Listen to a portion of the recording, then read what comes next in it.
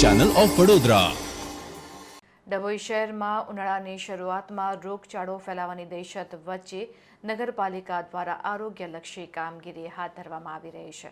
ડભોઈ નગરપાલિકાની મલેરિયા શાખા દ્વારા ડભોઈના વિવિધ વિસ્તારો મહુડી ભાગોળ રેલવે નવાપુરા સુંદરકુવા ચતુરભાઈની ચાલી સોની ફળિયું તમાકુ વાઘા અને સોસાયટી વિસ્તાર સહિત અન્ય વિસ્તારોમાં ઉનાળાની શરૂઆત પહેલા જ રાત્રિ દરમિયાન મલેરિયા વિભાગ દ્વારા ફોગિંગ મશીન દ્વારા દવા છાંટવાની શરૂઆત કરાઈ છે। ડભોઈ શહેરની આસપાસ આવેલી કાંસ મોટાભાગે ખુલ્લી હોવાને કારણે મચ્છરોનો ઉપદ્રવ વધુ પ્રમાણમાં જોવા મળી રહ્યો છે અને હાલ ઉનાળો શરૂ થઈ રહ્યો છે, જેને લઈને મચ્છરોના ત્રાસથી નગરજનો હેરાન પરેશાન થઈ રહ્યા છે। છેલ્લા 3 દિવસથી ડભોઈ નગરપાલિકાના મલેરિયા વિભાગ દ્વારા વિવિધ વિસ્તારોમાં ફોગિંગ મશીન દ્વારા દવાઓનો છંટકાવ કરવામાં આવી રહ્યો છે। આ કામગીરીને ડભોઈના સ્થાનિક રહીશોએ બિરદાવી હતી।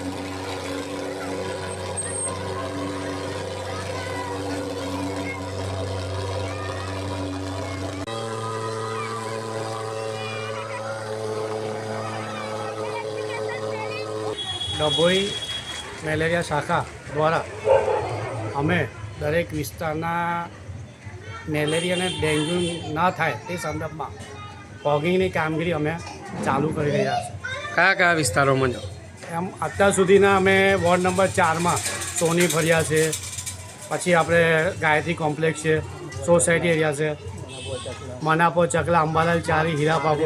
કેટલા દિવસ ફોગિંગ ચાલશે? હજુ સુધી જ્યાં સુધી કામગીરી દરેક વિસ્તાર પતે નહીં ત્યાં સુધી અમારે આ કામગીરી ચાલુ રાખવાની ફોગિંગ।